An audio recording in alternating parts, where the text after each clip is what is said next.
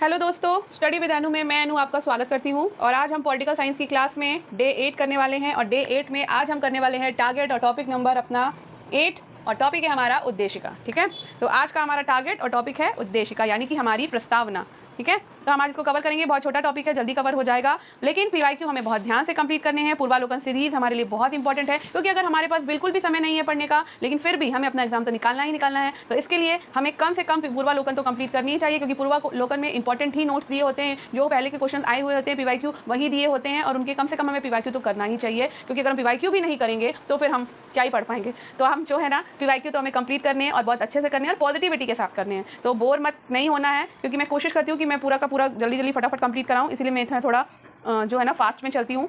लेकिन जब मैं पीवाईक्यू कराती हूँ तो वो आपको पता ही है कि मैं एक क्वेश्चन पे टाइम लेती हूँ, उससे जुड़े हुए जितने फैक्ट होते हैं, जितनी भी चीज़ें होती हैं, ऑप्शन से रिलेटेड जो फैक्ट होते हैं, वो सारे के सारे मैं बार बार रिपीट करती हूँ। आपको शायद कभी कभी बोर लगता होगा कि बार बार उसी पे फोकस करिए, लेकिन जब हमें क्वेश्चन में और आंसर में बार बार ऑप्शन में वो चीज़ें दिखती हैं तो हमें उन्हें कवर करना चाहिए। इससे क्या होता है, एक क्वेश्चन में हम कम से कम 4 से 5 क्वेश्चन को कवर कर लेते हैं, और बार बार कंप्लीट करने से हमें अच्छे से लर्न हो जाता है और हमें फिर वो टॉपिक अच्छे से तैयार हो जाता है। तो हम अगर बार बार कोई चीज़ सुनते हैं या कोई चीज़ देखते हैं ना, तो वो जल्दी हमें तैयार हो जाती है। तो इसलिए पीवाईक्यू को ध्यान से करेंगे, नोट्स थोड़ी जल्दी जल्दी करते हैं, फास्ट उसमें करते हैं। आपको पता ही मैं बहुत फास्ट नोट्स ले जाती हूँ, लेकिन पीवाईक्यू में मैं थोड़ा टाइम लेती ही हूँ। तो पीवाईक्यू आप भी टाइम लगाकर करिए, क्योंकि पीवाईक्यू बहुत इंपॉर्टेंट है। पीवाईक्यू करिए, टेस्ट लगाइए, मैं बार बार यही बोलती हूँ, पीवाईक्यू करिए, टेस्ट लगाइए। जितना टेस्ट आप लगाओगे, जितना पीवाईक्यू लगाओगे, उतना ही आपका टॉपिक तैयार होगा और आपको भी थोड़ा कॉन्फिडेंस आएगा। तो पीवाईक्यू हम जितने ज्यादा सॉल्व करेंगे, हमें ये भी पता रहेगा कि किस तरह से क्वेश्चन आते हैं। और डिस्क्रिप्शन जरूर करते हुए चलते हैं, इसलिए मैं डिस्क्रिप्शन नहीं छोड़ती हूँ, मैं डिस्क्रिप्शन अच्छे से आपको बताती हूँ, ताकि जो इस समय जो पैटर्न आ रहा है एग्जाम में वो भी हम लेके चले। डिस्क्रिप्शन बेस्ड पैटर्न आ रहा है, आपको पता है कि थोड़े से लंबी क्वेश्चन आते हैं, तो अगर हमें डिस्क्रिप्शन नहीं पता होगा, उसके बारे में चीजें उससे रिलेटेड नहीं पता होंगी आगे पीछे की, तो हम क्वेश्चन को नहीं कर पाएंगे। तो थोड़ा सा ज़्यादा बोल दिया मैंने, अभी बोल रही हूँ, थोड़ा टाइम ज़्यादा हो रहा है। तो चलिए हम अपना टॉपिक स्टार्ट करते हैं और पॉजिटिविटी के साथ अपनी उद्देशिका और प्रस्तावना को आगे ले जाते हैं। चलिए कंप्लीट करते हैं। पंडित जवाहरलाल नेहरू के द्वारा संविधान सभा में 13 दिसंबर 1946 को उद्देश्य प्रस्ताव प्रस्तुत किया गया था, हमें सबको पता है। और ये बहुत इंपॉर्टेंट है, तो जितना इंपॉर्टेंट है आपको पता ही है कि मैं उस पर मार्क करती हुई चलती हूँ कि वो हमें थोड़ा सा ध्यान देना है उस पर। पंडित जवाहरलाल नेहरू के द्वारा, तो किसके द्वारा उद्देश्य प्रस्ताव प्रस्तुत किया गया? तो उद्देश्य प्रस्ताव प्रस्तुत किया गया पंडित जवाहरलाल नेहरू के द्वारा। कहाँ किया गया? तो संविधान सभा में किया गया। कब किया गया? तो 13 दिसंबर 1946 को किया गया। तो देखा आपने, इससे 4 क्वेश्चन बने। अब आते हैं 22 जनवरी 1947 को उद्देश्य प्रस्ताव को संविधान सभा के द्वारा अंगीकृत किया गया था। तो उद्देश्य प्रस्ताव को किसके द्वारा अंकित किया गया? संविधान सभा के द्वारा अंकित किया गया। कब किया गया? तो 22 जनवरी 1947 को किया गया। ठीक, उद्देश्य प्रस्ताव को ही परिवर्तित करके संविधान की प्रस्तावना उद्देशिका बनाई गई है, हम सबको पता है। 42वें संविधान संशोधन अधिनियम 1976 के द्वारा, किसके द्वारा? 42वें संविधान संशोधन अधिनियम 1976 के द्वारा उद्देशिका में कौन कौन से शब्द जोड़े गए? तो समाजवादी जोड़ा गया है, ठीक है, पंथ निरपेक्ष जोड़ा गया, और कौन सा जोड़ा गया? अखंडता। समाजवादी, पंथ निरपेक्ष और अखंडता शब्द जोड़े गए। भारतीय संविधान की उद्देशिका ने भारत को संपूर्ण प्रभुत्व संपन्न समाजवादी, पंथ निरपेक्ष, लोकतंत्रात्मक गणराज्य के रूप में घोषित किया है। संविधान की उद्देशिका अपने नागरिकों को 3 प्रकार के न्याय, सामाजिक, आर्थिक और राजनीतिक सुनिश्चित कराती है। उद्देशिका संविधान के विधिक निर्वचन में सहायक है। सर अल्लादी कृष्णा स्वामी अय्यर के अनुसार उद्देशिका हमारे सपनों और विचारों का प्रतिनिधित्व करती है। के.एम. मुंशी के अनुसार उद्देशिका हमारे प्रभुत्व संपन्न लोकतंत्रात्मक गणराज्य की जन्म कुंडली है। ये सारे कथन जो है ना वो एग्जाम में आ चुके हैं, इसलिए हमें इस पे थोड़ा ध्यान देना ही है। प्रस्तावना यानी उद्देशिका को संविधान सभा का भाग केशवानंद भारती बनाम केरल राज्य 1973 वाद ने स्वीकार किया गया। इससे पूर्व बेरूवादी वाद 1960 ने उद्देशिका को संविधान का अंग नहीं माना गया था। गोलकनाथ बनाम पंजाब राज्य 1967 के प्रकरण में उद्देशिका को संविधान की मूल आत्मा कहा गया। बोम्मई बनाम यूनियन ऑफ इंडिया 1994 के वाद में उच्चतम न्यायालय ने ये अवधारणा पुनः स्पष्ट की कि उद्देशिका संविधान का भाग है तथा पंथ निरपेक्षता संविधान का मूल लक्षण है। उद्देशिका की प्रकृति न्याय योग्य नहीं है। प्रस्तावना में विचार, अभिव्यक्ति, विश्वास, धर्म और उपासना की स्वतंत्रता है। तो कितने प्रकार की स्वतंत्रता हो गई? 5 प्रकार की, ठीक है, ये याद रखना है। इसमें प्रतिष्ठा, और अवसर की समानता समता उल्लिखित है। प्रस्तावना को संविधान की आत्मा कहा जाता है। भीमराव अंबेडकर ने संवैधानिक उपचारों के अधिकार को संविधान की आत्मा और हृदय माना। के.एम. मुंशी ने उद्देशिका को राजनीतिक जन्मपत्री कहा है। सुभाष कश्यप ने कहा कि संविधान शरीर है तो प्रस्तावना उसकी आत्मा, प्रस्तावना आधारशिला है तो संविधान उस पर खड़ी अट्टालिका। भीमराव अंबेडकर ने संविधान को एक पवित्र दस्तावेज कहा है। तो देखा आपने कितना छोटा हमारा नोट्स था, ये हमने फटाफट कंप्लीट कर लिया। अब चलते हैं पीवाईक्यू में। पीवाईक्यू हम बहुत आराम से और अच्छे से सॉल्व करेंगे। चलिए स्टार्ट करें पीवाईक्यू। निम्नलिखित अवतरण में हम भारत के लोग भारत को एक संपूर्ण प्रभुत्व संपन्न समाजवादी पंथ निरपेक्ष लोकतंत्रात्मक गणराज्य बनाने के लिए तथा उसके समस्त नागरिकों को सामाजिक आर्थिक और राजनीतिक न्याय विचार अभिव्यक्ति विश्वास धर्म और उपासना की स्वतंत्रता प्रतिष्ठा और अवसर की समता प्राप्त कराने के लिए तथा उन सब में व्यक्ति की गरिमा और राष्ट्र की एकता और अखंडता सुनिश्चित करने वाली बंधुता बढ़ाने के लिए दृढ़ संकल्प होकर अपनी इस संविधान सभा में आज, तो हमें डेट बतानी है, तो डेट हम सभी जानते हैं। कितनी डेट थी? तो वो डेट थी 26 नवंबर 1949 को अंगीकृत की गई थी। ठीक है, तो यहाँ देखिए ऑप्शन लिखा हुआ है 26 नवंबर 1949 को, और यही डिस्क्रिप्शन में भी दिया हुआ है, देखिए। ठीक है, नेक्स्ट क्वेश्चन पे चले। ये डेट याद रखनी है, बहुत बार ये क्वेश्चन आता है। भारतीय गणतंत्र की 26/1/1950 को सही संवैधानिक वस्तु स्थिति क्या थी जब संविधान लागू किया गया था? तो बताइए सही वस्तु स्थिति क्या थी? तो सही वस्तु स्थिति थी संपूर्ण प्रभुत्व संपन्न लोकतंत्रात्मक गणराज्य। क्या सही वस्तु स्थिति थी? संपूर्ण प्रभुत्व संपन्न लोकतंत्रात्मक गणराज्य की स्थिति थी। इसका डिस्क्रिप्शन देख लेते हैं। 26 जनवरी 1950 को भारतीय गणतंत्र की संवैधानिक वस्तु स्थिति भारतीय संविधान की तत्कालीन उद्देशिका के अनुसार संपूर्ण प्रभुत्व संपन्न लोकतंत्रात्मक गणराज्य की थी। समाजवादी पंथनिरपेक्ष और अखंडता शब्द, ठीक है, ये तीनों शब्द 42वें संविधान संशोधन अधिनियम 1976 की धारा 2 के द्वारा जोड़े गए थे। ये हमें याद रखना है। नेक्स्ट, 26 जनवरी 1950 को भारत की वास्तविक संवैधानिक स्थिति क्या थी? सेम क्वेश्चन पूछा गया है। तो वास्तविक संवैधानिक स्थिति क्या थी? संपूर्ण प्रभुत्व संपन्न लोकतंत्रात्मक गणराज्य की। ठीक है, भारत के संविधान के निर्माताओं का मत निम्नलिखित में से किसमें प्रतिबिंबित होता है? तो बताइए किसमें प्रतिबिंबित होता है? तो जाहिर सी बात है हमारी प्रस्तावना यानी कि उद्देशिका में। भारत के संविधान के निर्माताओं का मत उद्देशिका द प्रेम्बल में प्रतिबंधित होता है। ये संविधान निर्माताओं की मनस्थिति को समझने की एक कुंजी है। ये संविधान निर्माताओं के सिद्धांतों और आदर्शों को प्रदर्शित करता है। संविधान की प्रस्तावना ने देश की नियति को आकार देने में मुख्य भूमिका निभाई है। 13 दिसंबर 1946 को संविधान सभा के समक्ष जवाहरलाल नेहरू के द्वारा प्रस्तुत उद्देश्य प्रस्ताव को 22 जनवरी 1947 को पारित किया गया। इसे ही परिवर्तित करके संविधान की प्रस्तावना के रूप में स्वीकार किया गया है। नेक्स्ट, भारत के संविधान की प्रस्तावना में कितने प्रकार के न्याय, स्वतंत्रता, समानता और भ्रातृत्व का उसी क्रम में उल्लेख किया गया है? तो सब कितने प्रकार का न्याय है? तो न्याय कितने प्रकार का है? हमें पता है न्याय है 3 प्रकार का। कितने प्रकार का न्याय है? तो न्याय है 3 प्रकार का, है ना? कौन कौन सा? याद करते हुए चलो। सामाजिक न्याय, ठीक, दूसरा है आर्थिक न्याय, और तीसरा है राजनीतिक न्याय। ठीक, तो ये आंसर हो गया एक तो हमारा। ठीक, तो पहले का क्या हो गया? 3 हो गया भाई। तो न्याय हमारी दी है कितने प्रकार की? 3 प्रकार की। तो यहाँ धीरे से लिख लेते हैं 3। ठीक, अब पूछी गई है स्वतंत्रता। तो स्वतंत्रता हमें पता है कि स्वतंत्रता कितने प्रकार की दी गई है?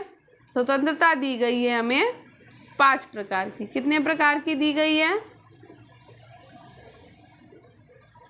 स्वतंत्रता दी गई है 5 प्रकार की। ठीक है, यहाँ लिख लेते हैं भाई 5 प्रकार की। अब 5 प्रकार की कौन कौन सी स्वतंत्रता है? तो हमें दी गई है भाई विचार की स्वतंत्रता 1, ठीक। दूसरी स्वतंत्रता दी गई है हमें अभिव्यक्ति की, ठीक, 2 हो गया। तीसरी स्वतंत्रता हमें दी गई है विश्वास की, 3 हो गया। चौथी हमें दी गई है धर्म की स्वतंत्रता, और 5वीं हमें दी गई है उपासना की स्वतंत्रता। तो हो गई, 5 हो गई। अब पूछा गया है कि समानता एवं भ्रातृत्व का उसी क्रम में उल्लेख किया गया है। तो समानता कितनी दी गई है? तो समानता हमें दी गई है 2 प्रकार की। तो 3 प्रकार की न्याय हो गई, 5 प्रकार की स्वतंत्रता हो गई, और 2 प्रकार की हमारी समानता हो गई। तो समानता किसकी किसकी दी गई है? तो पहली दी गई है प्रतिष्ठा की समानता, ठीक, और दूसरी दी गई है हमको अवसर की समानता। ये हमें याद रखना है, जो मैं बता रही हूँ उसको लर्न कर लीजिए बिल्कुल, ठीक है। अवसर की समानता, तो ये हमारी 2 समानता हो गई। अब कह रहा है कि भ्रातृत्व कितने प्रकार का दिया गया है? तो भ्रातृत्व हमें 1 प्रकार का दिया गया है। तो इसमें आंसर कौन सा होगा? ये वाला होगा, ठीक। अब डिस्क्रिप्शन देख लेते हैं। देखो डिस्क्रिप्शन भी यही दिया हुआ है, ठीक है। 3 प्रकार के न्याय है, 5 प्रकार की स्वतंत्रता है, 2 प्रकार की समानता और 1 प्रकार का हमारा भ्रातृत्व है।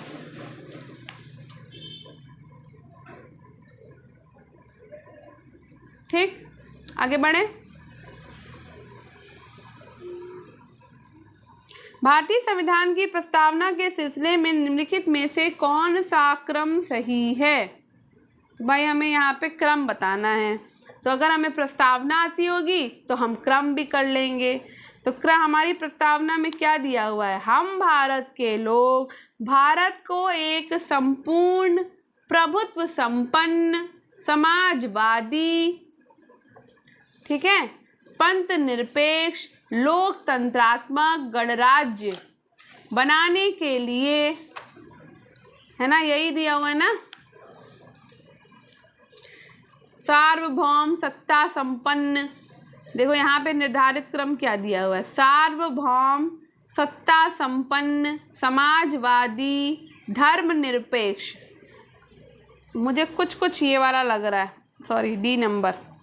सार्वभौम, भाई सार्वभौम शब्द तो दिया नहीं है, संपूर्ण प्रभुत्व संपन्न दिया है। तो पहली बात तो यहाँ पे ऑप्शन ही मुझे सही नहीं लग रहा है। चलिए फिर भी हम मिलाने की कोशिश करते हैं, ठीक है। सार्वभौम सत्ता संपन्न समाजवादी धर्मनिरपेक्ष लोकतंत्रात्मक गणतंत्र। ये जनवादी क्या है भाई? लोकतंत्रात्मक ही जनवादी होगा। मेरे हिसाब से इसमें डी ऑप्शन होना चाहिए। वैसे हमारे उसमें तो संपूर्ण प्रभुत्व संपन्न समाजवादी पंथ निरपेक्ष लोकतंत्रात्मक गणराज्य लिखा हुआ है, ठीक है। इसमें भी यही दिया हुआ है। चलिए 7 नंबर, भारतीय संविधान की प्रस्तावना में भारत को किस रूप में घोषित किया गया है? तो भारत को किस रूप में घोषित किया गया है भाई? भारत को घोषित किया गया है एक सार्वभौम प्रजातांत्रिक गणतंत्र के रूप में, है ना। एक सार्वभौम समाजवादी धर्मनिरपेक्ष प्रजातांत्रिक गणतंत्र के रूप में। गलत हो गया, ठीक है, मैं ये भूल ही गई धर्मनिरपेक्ष वाला।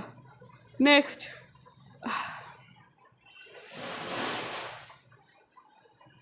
निम्न शब्दों पर विचार करें भाई। समाजवादी, प्रजातांत्रिक, सार्वभौमिक और धर्मनिरपेक्ष, ये हमारे शब्द हैं, इन पर हमें विचार करना है। तो काल क्रमानुसार इनको लगाना है भाई, क्रम करना है। तो सार्वभौम आएगा नंबर 1 पे, है ना, संपूर्ण प्रभुत्व संपन्न है। नंबर 2 पर क्या आएगा? समाजवादी आता है। नंबर 3 पे क्या आता है? पंथ निरपेक्ष आता है। पंथ निरपेक्ष मतलब क्या हो गया? धर्मनिरपेक्ष हो गया। और 4 पे क्या आता है हमारा? प्रजातांत्रिक, यानी कि लोकतंत्रात्मक गणराज्य। मेरे हिसाब से तो यही ऑप्शन सही होगा, यही होगा। तो हमारा ये मेरे हिसाब से C, A, D और B होगा। देखते हैं क्या आंसर सही है। बिल्कुल सही है। भारतीय संविधान की प्रस्तावना में समाजवादी शब्द किस संशोधन के तहत जोड़ा गया? तो ये जोड़ा गया 42वें संविधान संशोधन के तहत जोड़ा गया, ठीक है। और कब जोड़ा गया है? तो ये जोड़ा गया है 1976 में, ठीक। निम्नलिखित में से कौन सा 42वां संविधान संशोधन के माध्यम से भारत के संविधान की प्रस्तावना में जोड़ा गया है? तो समाजवादी और पंथनिरपेक्ष जोड़ा गया। कब जोड़ा गया? तो 1976 में जोड़ा गया। ठीक, नेक्स्ट, भारतीय संविधान की प्रस्तावना में धर्मनिरपेक्ष और समाजवादी शब्द जोड़े गए हैं 42वें संविधान संशोधन में। कब जोड़े गए? तो 1976 में जोड़े गए। नेक्स्ट, निम्नलिखित में से कौन भारत को धर्मनिरपेक्ष राज्य वर्णित करता है? तो भारत को धर्मनिरपेक्ष राज्य वर्णित करता है संविधान की हमारी प्रस्तावना। ठीक है, नेक्स्ट क्वेश्चन पे चलते हैं। कौन सा शब्द 1975 में भारतीय संविधान की प्रस्तावना में सम्मिलित नहीं था? तो अखंडता शब्द हमारा सम्मिलित नहीं था 1975 में। ये कब जोड़ा गया? 42वें संविधान संशोधन के तहत जोड़ा गया है। कब जोड़ा गया? 1976 में जोड़ा गया। नेक्स्ट, 42वें संवैधानिक संशोधन के द्वारा प्रस्तावना में जोड़े गए हैं क्या? समाजवाद, धर्मनिरपेक्ष, संपूर्ण प्रभुत्व संपन्न। कौन सा जोड़ा गया है? तो हमारा जोड़ा गया है फर्स्ट और थर्ड। संविधान की उद्देशिका के संबंध में निम्न कथनों पर विचार करें और दिए गए कोड की सहायता से बताइए कि इनमें से कौन सही है।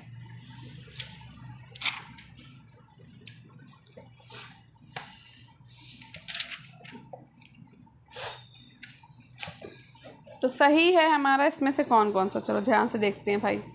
तो इसमें सही है हमारा पहला सही है, देखो, पंडित नेहरू के द्वारा ऑब्जेक्टिव प्रस्ताव अंतोगत्वा उद्देशिका बना। ये तो एकदम सही बात है। ठीक है, और इसकी प्रतीति न्याय योग्य बिल्कुल नहीं है, ये भी हमें पता है। इसका संशोधन नहीं है, नहीं, इसका संशोधन तो है भाई, तभी तो जोड़े गए शब्द इसमें। संविधान के विशिष्ट प्रावधानों को ये रद्द नहीं कर सकता, ये भी बात सही है एकदम। ठीक है, तो हमारा 1, 2 और 4 सही है। ठीक है, यही आंसर होगा। नेक्स्ट, संविधान की प्रस्तावना का विधिक स्वरूप क्या है? तो विधिक स्वरूप है कि ये लागू नहीं किया जा सकता। भारतीय संविधान की उद्देशिका में संशोधन किया गया था। हाँ, किया गया था। कब किया गया था? 42वां संशोधन कब किया गया था? 1976 में किया गया था। ठीक है, समाजवादी शब्द उद्देशिका में क्या जोड़ा गया है? जोड़ा गया 42वें संशोधन के द्वारा। कब जोड़ा गया? 1976 में। और इसमें क्या जोड़ा गया? इसमें 3 शब्द जोड़े गए थे, है ना। नेक्स्ट, भारतीय संविधान की प्रस्तावना में समाजवादी शब्द किस संशोधन के द्वारा लाया गया? तो हमें पता है 42वें संशोधन के द्वारा लाया गया। कब लाया गया? 1976 में लाया गया। ठीक है, और इसमें 3 शब्द जोड़े गए। 26 नवंबर 1949 को अंगीकृत भारतीय संविधान की प्रस्तावना में शब्द सम्मिलित नहीं थे। तो कौन से शब्द सम्मिलित नहीं थे? तो इसमें शब्द सम्मिलित नहीं थे हमारे समाजवादी, पंथनिरपेक्ष और अखंडता। ठीक है, ये तीनों शब्द हमारे 42वें संविधान संशोधन के द्वारा 1976 में जोड़े गए। समाजवादी, पंथनिरपेक्ष और अखंडता। ठीक है, नेक्स्ट, भारतीय संविधान की प्रस्तावना में पंथनिरपेक्ष शब्द जोड़ा गया था 42वें संविधान संशोधन के द्वारा। कब? 1976 में। भारत के संविधान के आमुख का लक्ष्य उसके सभी नागरिकों के लिए सुनिश्चित करता है क्या? बताओ। सामाजिक और आर्थिक न्याय, विचार और व्यक्ति की स्वतंत्रता, अवसर की समानता और व्यक्ति की प्रतिष्ठा। मेरे हिसाब से तो ये चारों ही सुनिश्चित करता है ना। नेक्स्ट, है ना। नेक्स्ट, यहाँ भाई कथन कारण देखना है। भारत एक संपूर्ण प्रभुत्व संपन्न समाजवादी धर्मनिरपेक्ष लोकतंत्रात्मक गणराज्य है। कारण कहता है कि इसे 42वें संविधान संशोधन 1976 के द्वारा संपूर्ण प्रभुत्व संपन्न लोकतंत्रात्मक गणराज्य के स्थान पर प्रतिस्थापित किया गया। तो बताइए, तो ए और आर दोनों सही है और आर ए की सही व्याख्या भी करता है। भारत में लौकिक सार्वभौमिकता है क्योंकि संविधान की प्रस्तावना आरंभ होती है हम भारत के लोग शब्दों से। ठीक है, नेक्स्ट, हम भारत के लोग, we the people of India शब्दों का प्रयोग भारतीय संविधान में कहाँ किया गया है? तो संविधान की प्रस्तावना में किया गया है। अच्छा, ये बताओ, नीति निर्देशक तत्व सिद्धांत कहाँ से लिए गए हैं? याद है कुछ कि भूल गए? पुराना वाला आयरलैंड से। ठीक है, नागरिकता किसमें दी गई है? भाग 2 में। भूल गए क्या? मौलिक अधिकार कहाँ से लिए गए हैं? अमेरिका से। भूल गए? याद रखना है, भूलना कुछ नहीं है। इतनी बार मैंने कराया है तो याद तो रहना ही चाहिए। सभी व्यक्ति पूर्णतः और समान रूप से मानव है, ये सिद्धांत जाना जाता है सार्वभौमिकता का। ठीक है, नेक्स्ट क्वेश्चन। भारत के संदर्भ में कौन धर्मनिरपेक्ष शब्द का सही भाव व्यक्त करता है? तो सही भाव व्यक्त करता है कि भारत में राज्य का कोई भी धर्म नहीं है। ठीक है ना, सभी धर्मों को राज्य के द्वारा समान आश्रय या प्रशय अपेक्षित है। कौन सा शब्द भारतीय संविधान की प्रस्तावना में उल्लिखित नहीं है? तो संप्रभुता उल्लिखित है, पंथनिरपेक्ष उल्लिखित है, लोकतंत्रात्मक उल्लिखित है, लेकिन संघीय उल्लिखित नहीं है। ठीक है, नेक्स्ट। निम्नलिखित में से कौन सा शब्द भारत के संविधान की उद्देशिका में नहीं है? तो ये लोक कल्याण आपका नहीं है। ठीक है, समाजवादी है, प्रभुत्व संपन्न है, पंथ निरपेक्ष है। नेक्स्ट। भारतीय संविधान की प्रस्तावना में निम्नलिखित में से किस स्वतंत्रता का वर्णन नहीं है? तो आर्थिक स्वतंत्रता का वर्णन नहीं है। ठीक है, विचार की स्वतंत्रता है, विचार प्रकट करने की स्वतंत्रता है, विश्वास की स्वतंत्रता है, लेकिन आर्थिक स्वतंत्रता नहीं है। नेक्स्ट। कौन भारतीय संविधान की प्रस्तावना में उल्लिखित नहीं है? तो धार्मिक न्याय उल्लिखित नहीं। कितने प्रकार का न्याय दिया गया है? 3 प्रकार का, सामाजिक, राजनीतिक और आर्थिक, लेकिन धार्मिक न्याय नहीं दिया गया है। ठीक है, इसी तरह ऊपर वाले में भी देख लेते हैं हम। स्वतंत्रता कितने प्रकार की दी गई है? 5 प्रकार की दी गई है। ठीक है ना, न्याय, विचार, अभिव्यक्ति, विश्वास, धर्म और उपासना की स्वतंत्रता। ये देखो, विचार, अभिव्यक्ति, विश्वास, धर्म और उपासना की स्वतंत्रता 5 प्रकार की। और समानता, प्रतिष्ठा की समानता और अवसर की समानता। और न्याय 3 प्रकार का दिया गया, सामाजिक, आर्थिक और राजनीतिक। ठीक, नेक्स्ट। संविधान की प्रस्तावना के बारे में कौन सा कथन सही है? तो समाजवादी धर्मनिरपेक्ष शब्द 1950 में लागू संविधान के अंग नहीं थे। ठीक है, ये जोड़े गए हैं कब? 42वें संविधान संशोधन के द्वारा जोड़े गए हैं। कब जोड़े गए? 1976 में जोड़े गए, धारा 2 के द्वारा। भारतीय संविधान का कौन सा भाग संविधान की आत्मा कहलाता है? तो संवैधानिक उपचारों का नहीं, संवैधानिक उपचारों का अधिकार तो उन्होंने कहा भीमराव अम्बेडकर, उद्देशिका। ठीक है, भारतीय संविधान का कौन सा भाग संविधान की आत्मा है? तो उद्देशिका है, लेकिन अम्बेडकर ने संवैधानिक उपचारों के अधिकार को भी क्या बोला है?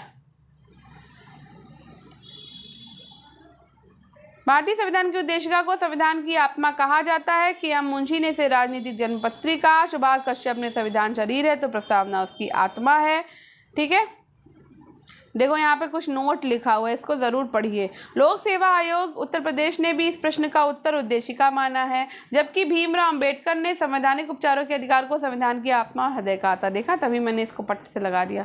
तो यहाँ पे ये हमें याद रखना है भाई। ठीक है, अब आयोग क्या आंसर मानता है तो आयोग जाने। निम्नलिखित में से किसने भारतीय संविधान की प्रस्तावना को हमारे संप्रभु प्रजातांत्रिक गणतंत्र की जन्म कुंडली कहा? तो अभी हमने पढ़ा है कि के.एम. मुंशी ने कहा है। ठीक है, संविधान को एक पवित्र दस्तावेज किसने कहा है? तो ये कहा है अम्बेडकर ने। ठीक है, अम्बेडकर ने संविधान को एक पवित्र दस्तावेज कहा। 19 अगस्त 1947 को संविधान सभा ने भीमराव अम्बेडकर की अध्यक्षता में 7 सदस्यीय प्रारूप समिति का गठन किया था। ये हमने पढ़ा था ना। किस बात के फैसले ने सर्वोच्च न्यायालय ने सर्वप्रथम घोषित किया कि उद्देशिका संविधान का हिस्सा नहीं है? तो ये था बेरूवारीवाद। क्या था? बेरूवारीवाद। और ये कब आया बेरूवारीवाद? ये आया 1960 में।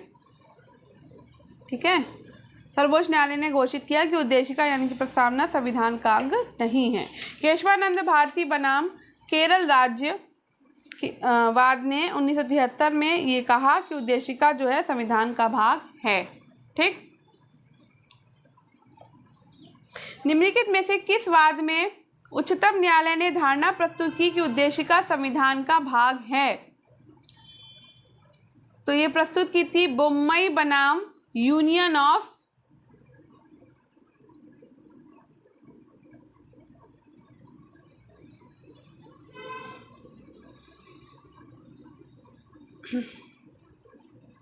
ये देखा, ये आंसर होगा बोम्मई बनाम यूनियन ऑफ इंडिया। ठीक है, अब इसका डिस्क्रिप्शन पढ़ लेते हैं।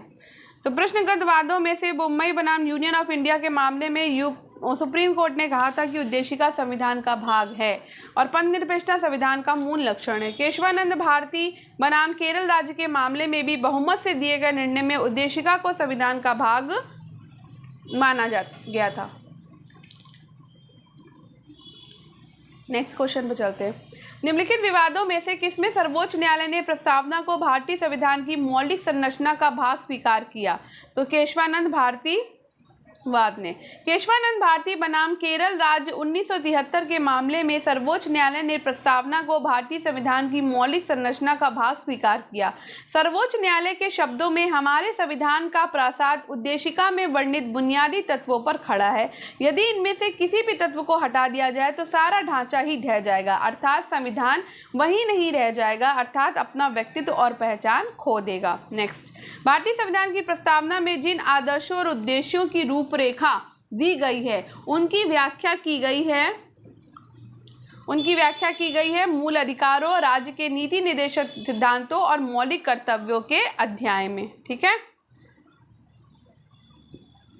नेक्स्ट, निम्नलिखित में से कौन एक भारतीय संविधान के उद्देश्यों को प्रतिबिंबित करता है? तो संविधान की प्रस्तावना जो है वो भारतीय संविधान के उद्देश्यों को प्रतिबिंबित करती है। भारत के संविधान की उद्देशिका में कितने प्रकार का न्याय है? तो हम पहले ही पढ़ चुके हैं कि 3 प्रकार का न्याय है। कौन कौन सा न्याय है? सामाजिक, आर्थिक और राजनीतिक न्याय। ठीक है, 3 प्रकार का न्याय है।